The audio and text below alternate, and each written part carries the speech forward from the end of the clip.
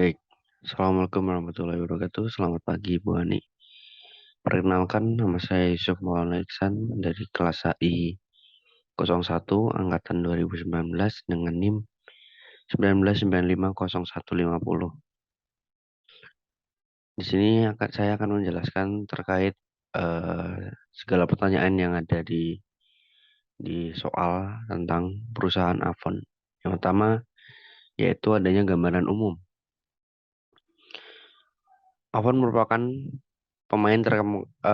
salah satu perusahaan yang menaungi atau berada di pasarnya itu pada bidang kosmetik, eh, pewangian dan perlengkapan mandi. Nah, bisa dikatakan untuk Avon ini produk-produk mereka itu lebih berfokus pada bagaimana merawat tubuh gitu ya. Lalu pada tahun 2013 Avon memiliki penjualan secara global itu 10 miliar dolar per tahun untuk perhiasan fashion, aksesoris, dan pakaian dengan tambahan 15% dalam hadiah, dekorasi, dan hiburan rumah. Nah, Avon merupakan bagian dari perusahaan tata rias terbesar kelima di dunia yang juga merupakan perusahaan penjualan langsung terbesar kedua. Perusahaan Avon ini menerapkan konsep distribusi mandiri, membeli produk Avon dengan harga diskon dan menjual langsung ke pelanggan melalui karyawan yang menjual kembali dengan harga sesuai daftar harga seperti reseller. Avon memiliki slogan yang berbunyi Dindong Avangka. Nah, jadi dapat dikatakan Avon ini bagaimana mereka memasarkan produknya selain dengan membeli langsung dari pabrik atau tokonya, mereka juga menerapkan sistem reseller di mana dibutuhkan seorang agen atau distributor dalam memasarkan produknya agar produk tersebut dapat sampai ke tangan masyarakat gitu. Kita lanjut eh, terkait bagaimana permasalahan yang dihadapi oleh perusahaan Avon ini. Permasalahan yang dihadapi Avon itu banyaknya pesaing dalam bidang yang sama. Namun pesaing ini sudah lebih maju dari Avon karena eh, mem- pesaing ini memperhatikan adanya pasar luar dan menyesuaikan dengan pasar yang ada. Nah, sementara Avon ini tidak menerapkan hal-hal tersebut sehingga Avon menjadi sedikit tertinggal di pasar dari persaingan dalam konteks bidang kosmetik ini tadi. Avon juga kurang meng- memanfaatkan kemajuan teknologi dalam mengimplementasikannya dalam bisnisnya. Jadinya dia perusahaan ini sedikit tertinggal dalam bidang teknologi juga gitu. Nah, jadinya yang saya tangkap terkait permasalahan yang dihadapi oleh Avon ini sebenarnya mereka tidak bisa mengimbangi pasar yang ada. Mereka tidak bisa mengimbangi kemajuan teknologi yang ada. Mereka tidak ada usaha untuk mencoba mengimbangi hal tersebut gitu loh.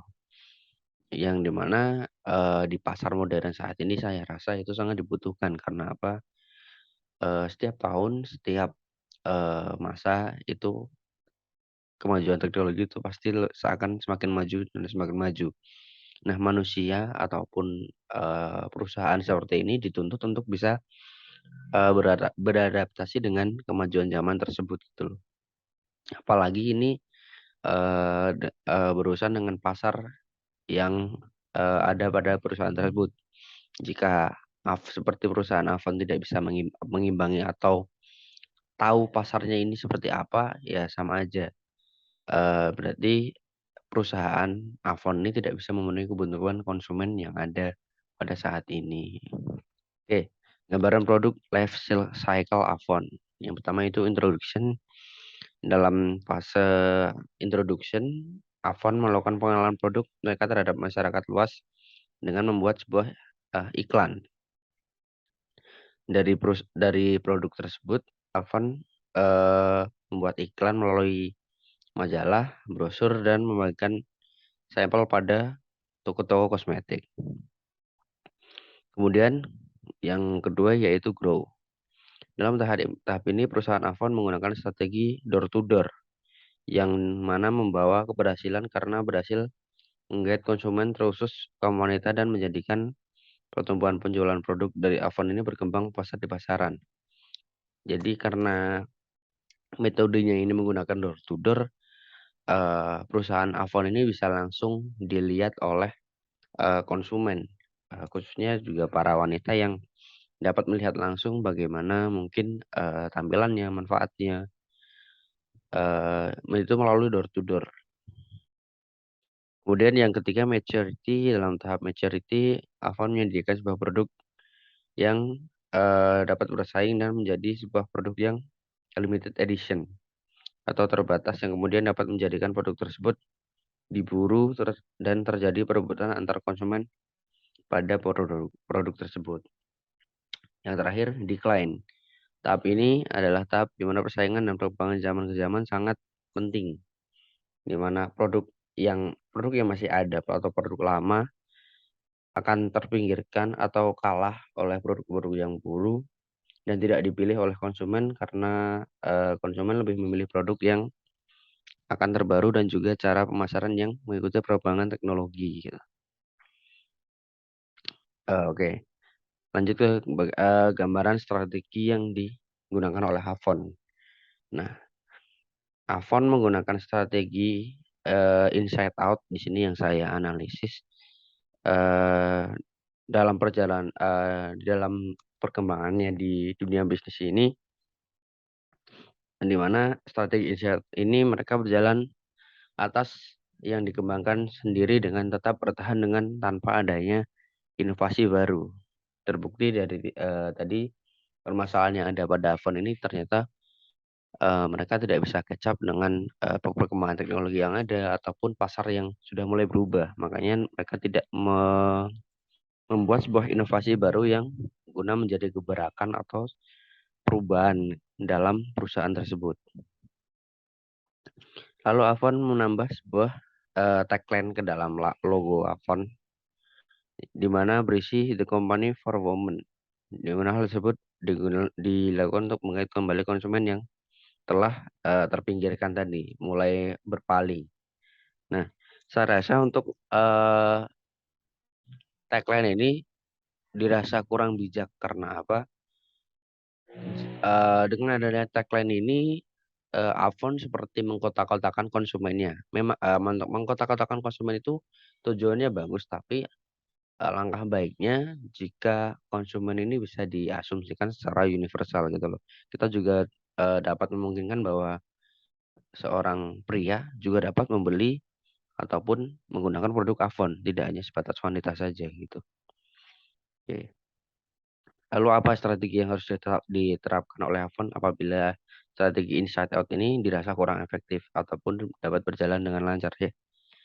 Avon dengan adanya segala perubahan teknologi maupun perubahan pasar yang ada harus bisa membuat inovasi yang baru gitu loh. Nah, itu mungkin salah satu langkah awal yang dapat dikembangkan ya, atau bisa menggunakan menurut saya bisa menggunakan blue ocean strategi gitu loh. Nah, walaupun diibaratkan dalam pasar kosmetik ini kan sudah ada pasarnya, dan jika dalam konteks bidang kosmetik itu tinggal mengikuti pasar yang ada gitu loh. Namun dengan adanya inovasi baru ini, Avon bisa menciptakan pasar sendiri yang dapat menjadikan sebuah gebrakan baru gitu loh. Dengan strategi blue ocean strategi yang dimana mereka menciptakan pasar-pasar yang baru yang belum ada dan melalui produk-produk yang baru juga gitu. Nah, itu menurut saya. Jadi apa yang dapat saya simpulkan di sini, Avon sebenarnya merupakan pemain yang sudah terkemuka di pasarnya sendiri gitu, pasar kosmetik. Mereka mempunyai pasar tersendiri, mempunyai power sendiri, konsumen tersendiri. Namun mereka tidak bisa settle atau bertahan di pasar tersebut karena mereka tidak dapat mengikuti perkembangan zaman atau teknologi yang sudah berkembang secara pesat. Jadi mereka diibaratkan masih tertinggal sehingga konsumen pun lebih memilih produk-produk yang sekiranya lebih fresh, lebih baru gitu. Nah, di sini mungkin apa yang harus dilakukan Avon itu lebih ke mampu memenuhi apa yang dibutuhkan oleh konsumen. Dan apa yang ada di pasar ini kan sebuah cerminan dari konsumen itu sendiri. Jadi jika kalian sudah mengikuti pasar dengan baik, saya rasa itu juga sudah dapat mencukupi kebutuhan konsumen. Mungkin itu saja caranya yang dapat saya berikan. Terakhir itu semua sudah menjawab apa yang dipertanyakan dalam soal ujian akhir semester. Saya rasa cukup banyak salah kata. Saya mohon maaf. Akhir kata dari saya, wassalamualaikum warahmatullahi wabarakatuh. Terima kasih.